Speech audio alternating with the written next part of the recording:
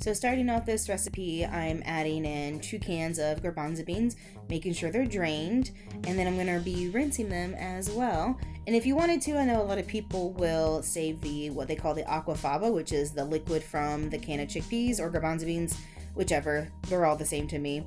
But I chose not to, just because I'm not going to really find use for it afterwards, honestly. So after I've drained and rinsed my chickpeas, I'm going to be adding them to my mixing bowl, where I'm adding in some Himalayan sea salt, garlic powder, and black pepper. And then just mixing them so that everything's evenly coated.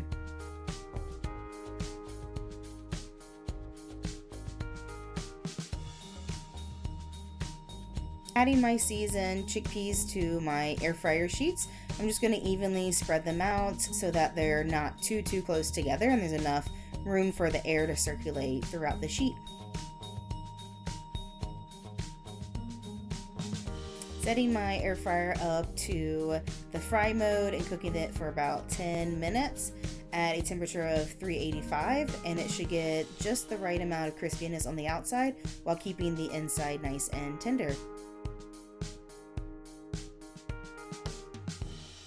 And while the chickpeas are cooking in the air fryer, I'm going to be chopping up the ingredients for the rest of my salad. So starting with this red onion, I'm going to chop it up pretty much as fine as I possibly can without using a mandolin and just my handy dandy knife.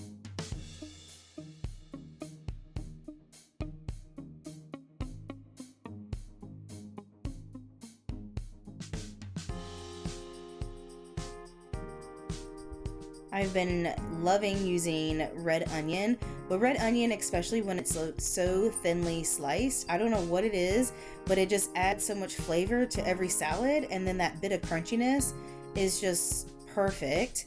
So if you're not much of an onion fan, this part you could probably skip, but I just love the flavor.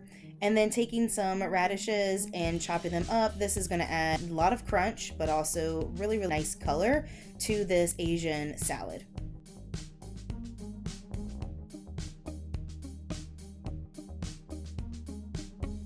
I've been loving making this type of salad in bulk for a few weeks now. I just basically chop everything up. It's just a whole lot of chopping, so it's always nice just to get it all done in one sitting.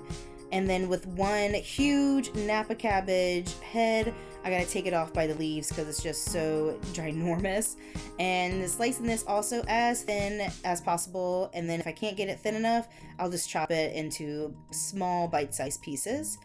And just making this into a ginormous bowl, and I can eat on this for literally days, if not the entire week.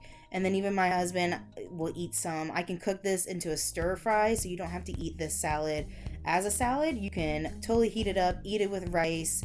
It's so versatile, and using something like Napa cabbage, which is one of my favorites, it's so crunchy, but you also have the leafy part, so it makes it feel more like a salad and not like a coleslaw.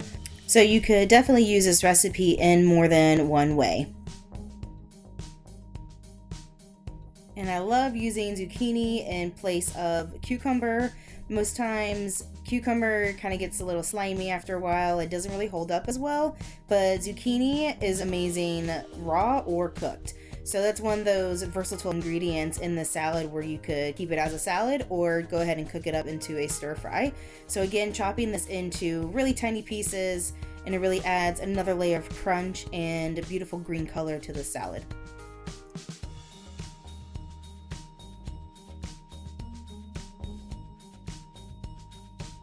Adding in fresh herbs, whether they are fresh or they are even dried, is going to add so much more flavor and depth to your plant-based food.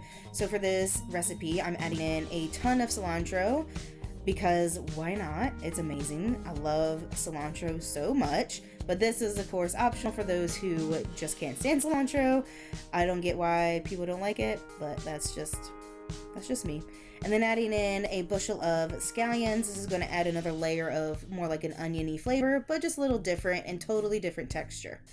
And then more crunch to it and beautiful color, some shredded carrots, mixing that all together. And this bowl that I have it in, you guys, it is ginormous. I don't even describe, like I can't even get it into frame. And then my chickpeas are done, so I'm adding in the rest of my chickpeas, and these will stay pretty crunchy throughout the entire week while I'm eating my salad. For the dressing, to make this low fat, I'm using peanut butter powder, and I'm basically using whatever is left in my container because I'm about to run out. So it looks like I'm adding a lot, but it's really probably 2 tablespoons, maybe 3. And rice vinegar, which I'm going to add in as my liquid for this. Typically, if you want to make like a peanut butter, you would just add water and then mix it. But I'm going to be using rice vinegar, and this dressing is not going to be super, super thick because of the powder. But if you wanted to add some thickness to it, just go ahead and use regular peanut butter. And some coconut aminos, I probably use maybe like 2 tablespoons with that as well. And again, I'm not measuring, I'm just kind of going off of my intuitive cooking. And again, some garlic powder, because I can never get enough garlic. And just a dash of cayenne pepper. If you like things really spicy, of course add more, but I just want a little bit of a kick. And I felt like it needed some water to help dilute the flavor so it could cover also the entire salad. So I added in some water. Again, if you want it to be a lot thicker, you could add in some cornstarch if you wanted to, or just use regular peanut butter. But then again, it wouldn't be low fat. So this gives you still that peanut butter taste without all those added saturated fats to it.